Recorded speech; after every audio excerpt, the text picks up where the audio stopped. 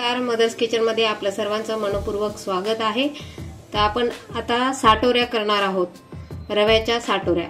तर त्याच्यासाठी आपण सारण तयार करणार आहोत। 1 वाटी रवा घेतलाय, 1 वाटी गूळ घेतलाय, अर्धी तुपाची वाटी खसखस, विलायची जायफळ पूड आणि हे तूप आहे। तर कढई ठेवली आहे गॅसवर। 2 चमचे मी तूप घालणार आहे। त्याच्यामध्ये आपण हा 1 वाटी रवा टाकायचा आणि मीडियम फ्लेमवर आपण भाजून घेणार आहोत। तर खरपूस मस्त खमंग वास येईपर्यंत आपल्याला भाजायचंय। बिलकुल मोठा गॅस करायचा नाहीये, कारण साटोऱ्याचं सारण हे छान झालं पाहिजे। हे पहा 5-7 मिनिटं झालेत मी भाजायले। हे बघा कलर बदलला याचा।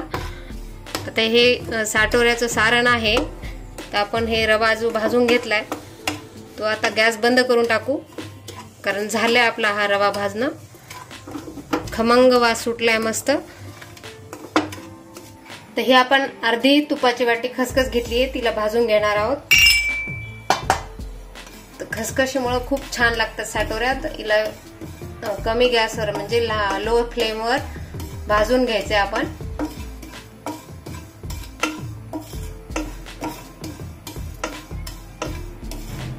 तिचा थोडासा कलर बदलला की बंद करायचा गॅस। लालसर होती थोडीशी। जितकं आपण खसखशीचं प्रमाण टाकू, आता अर्धी वाटी तुपाचं घेतले मी, कारण 1 वाटी आपण गुळ आणि सारण घेतलं, तर त्याच्यात अर्धी वाटी तुपाची घेतली खसखस, तर खूप छान लागते याची चव। बघा कलर बदलला, झाली आपली भाजणं खसखस। आता याला थंड झालं की मिक्सरच्या भांड्यातून फिरवून घेणार आहोत मिक्सरमध्ये। कमी प्रमाण असल्यामुळे व्यवस्थित फिरणार नाही। त्याच्यामध्ये 2 चमचे साखर घालायची।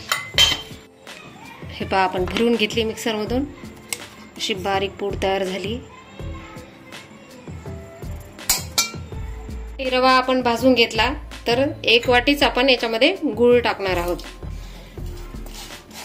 तर असं केल्यामुळे काय होतं, आपण किती वेळेसही वापरू शकतो हे सारण, कारण याच्यामध्ये आपण जेव्हा साटोऱ्या करायच्या त्यावेळेसच दुधाचा याला हपका मारायचा आणि सारण घ्यायचं। कारण हे याचे जर गुळाचं पाणी करून टाकलं तर हे जेव्हाचे तेव्हाच करावं लागतं, याला जास्त दिवस ठेवता येत नसतं।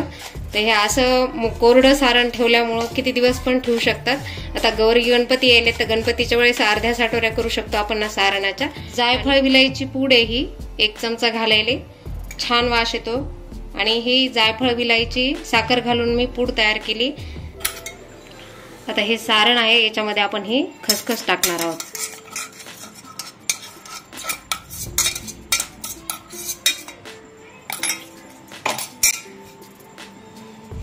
हे सगळं मिक्स करून घ्यायचंय।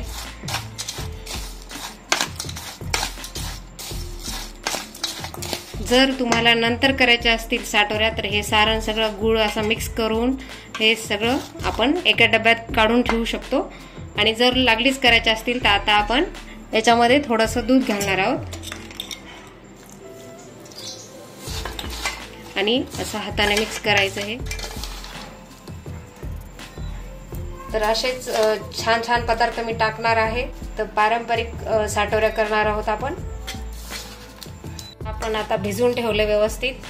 तर इतकं भिजवायचं, अर्धी वाटी दूध घेतलं होतं, इतकं दूध उरलं, म्हणजे पाववाटीच आपण दूध टाकलेलं आहे।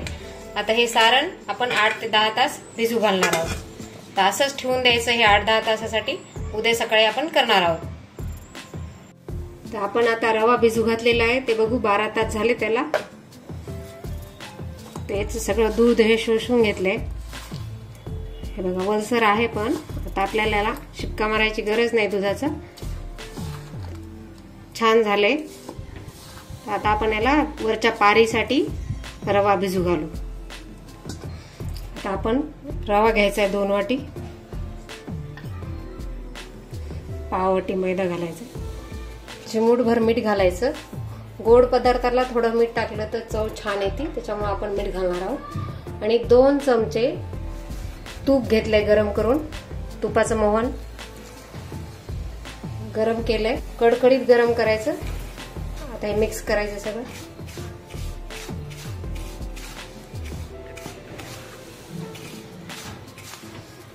याला दुधामध्ये किंवा पाण्यामध्ये आपण याला भिजवू शकता. तर दुधामुळे छान होतात साटोऱ्या, त्याच्यामुळे मी दुधामध्येच भिजवणार आहे. हे बघा, छोट्या पेल्यानं मी दूध घेतले. तर थोडं थोडं करूनच दूध घालायचं आपल्याला.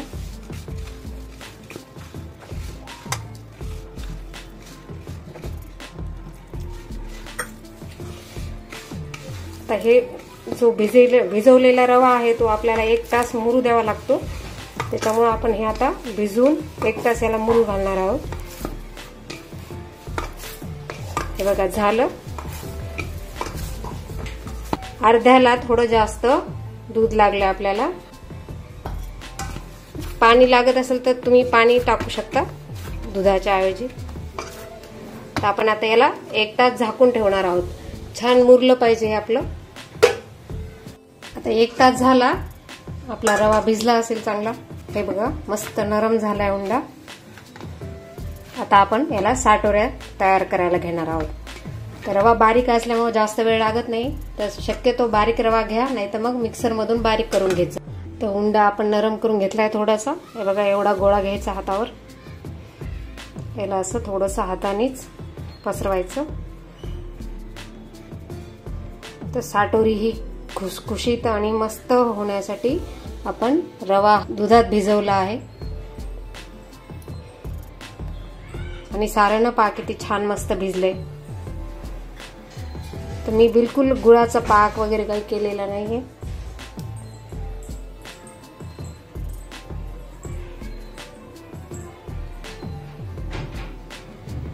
आपण असं सारण भरून घेतलं याला. तर गोल करून घ्यायचं असं, आणि आपण कचोरी कशी करतो त्याप्रमाणेच घ्यायचं, कारण याच्यात सारण भरपूर असतं आणि फुटली नाही पाहिजे. हे बघा असं दाबल्यामुळं सगळीकडे सारण पसरतं व्यवस्थित. आता आपण याला लाटून घेणार आहोत. तर खूप छान साटोऱ्या होतात आणि खसखशीमुळे इतक्या छान लागतात त्या. त्याचं कॉम्बिनेशनच खूप छान आहे. गूळ, खसखस, विलायची, जायफळ. हे बघा अशी एवढी लाटून घ्यायची आपल्याला, जाड पण एवढी. आणि अशा सगळ्या करून घ्यायच्यात आता साटोऱ्या आपल्याला. हे बघा मी तयार करून घेतल्या, तेवढ्या सगळ्या लाटून घेतल्यात. आता आपण तळायला घेणार आहोत. आता तेल आपलं गरम झालंय. साटोरी टाकू आपण तळायला. अशा पसरट भांड्यामध्ये घेतल्यामुळं छान व्यवस्थित तळल्या जातात.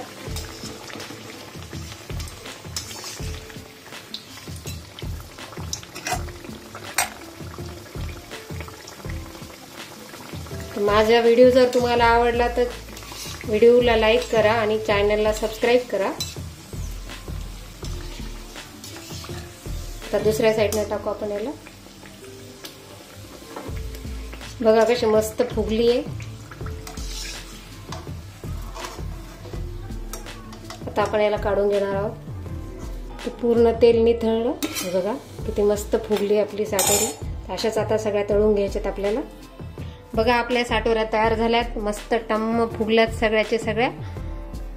आणि याचं सारण सुद्धा व्यवस्थित भरल्या गेले. अशाच उत्तम घरगुती रेसिपी पाहण्यासाठी व्हिडिओला लाईक करा, चॅनलला सबस्क्राईब करा आणि कमेंटमध्ये तुमचा प्रतिसाद कळवा.